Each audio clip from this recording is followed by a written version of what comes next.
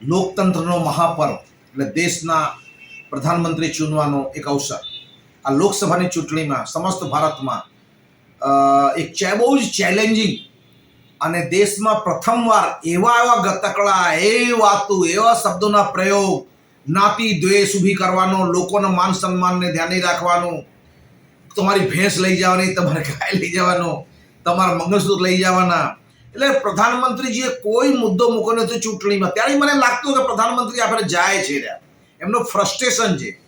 આ 400 સીટ બોલવાવાળા લોકો, 400+ સીટ બોલવાવાળા લોકો આજ એમને ફાંફા છે સરકાર બનાવવાનું, અને સરકાર નથી જ બનાવતા.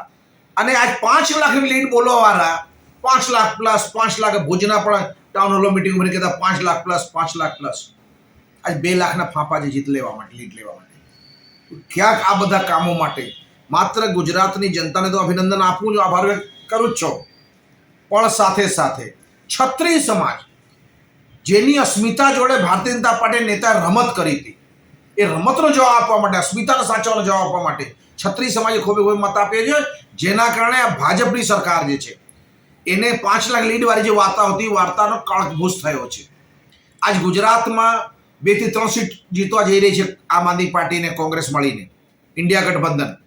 અરે ગુજરાતનો માણસ પ્રધાનમંત્રી બનતો ત્યારે ભારતીય જનતા પાર્ટીના અમિત શાહ, નરેન્દ્ર મોદીની 1% સીટ કોઈ બીજો પક્ષ લઈ જાય ને તેમના માટે લાફા જેવું ગણિત કરાય, એમનો મતલબ નાક કપાય એવી વાત કહેવાય.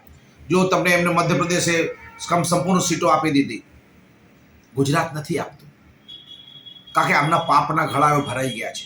ભારતીય જનતા પાર્ટી લોકો જો છેતરપિંડી કરવાના ધંધા બહુ વધી ગયા, બંધ કરવાનો સમય આવી ગયો છે. હવે સમય આવી ગયો છે જ્યારે લોકોને ખરા અર્થમાં કામ કરે. હવે જ્યારે એવું લાગી રહ્યું છે કે વિનોદભાઈ ચાવડા જીતવા જઈ રહ્યા, તો એમને ખૂબ ખૂબ શુભકામનાઓ.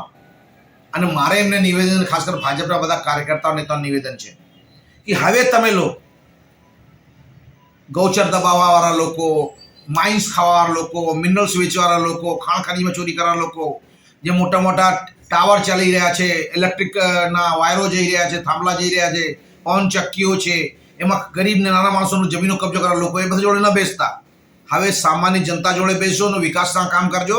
નહીં તો તમને તો હજી ચમકી જ આપી જાય કે આ ચીમકી જ નાની છે. જો આમને આમ ચાલ્યું તો આવતા ચૂંટણી તમારે 0-0 થઈ જશો. એટલે અગેન લોકતંત્રના પર્વનો માન અને સન્માન પૂર્વક ઉજવવા માટે સમસ્ત ભારતના મતદાતાઓને ખાસ કરીને આપણા કચ્છના મતદાતાઓને ખૂબ ખૂબ આભાર. જય હિન્દ, જય માતાજી.